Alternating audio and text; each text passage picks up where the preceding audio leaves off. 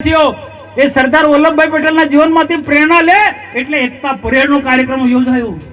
આ એકતા પરેડનો કાર્યક્રમ લાલ કિલ્લામાં જે દિલ્હીમાં થાય એવા પ્રકારનો કાર્યક્રમ થયો। જેવું તેવું નહીં, વરસાદ હતો, વરસાદની વચ્ચે પણ આ કાર્યક્રમ થયો। આખા દેશે નોંધ લીધી છે, વિશ્વના લોકો એની નોંધ લીધી છે એકતા પરેડની। ના આપણે એની ટીકા ટિપ્પણી કરી, હવે આટલો મોટો કાર્યક્રમ થાય એટલે સ્વાભાવિક છે ખર્ચ થાય, થવાનો ખર્ચ। દેશના પ્રધાનમંત્રી નહીં, કોઈ પણ ભૂતકાળના આવા કાર્યક્રમો તમે જોજો ભાઈ।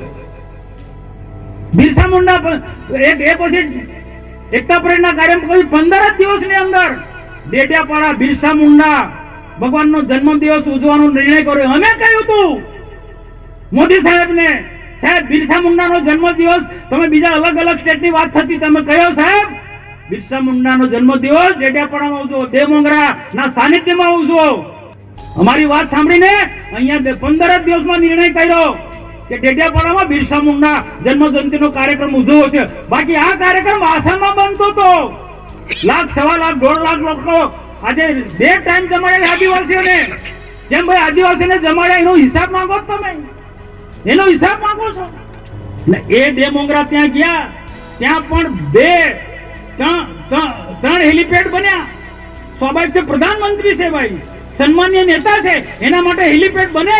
એ રીતના ડેડિયાપાડામાં હેલિપેડ બન્યા 3। લોકોને લાવવા માટે કામ આદિવાસીને ટેમ્પા એક્ટમાં લઈ જાય।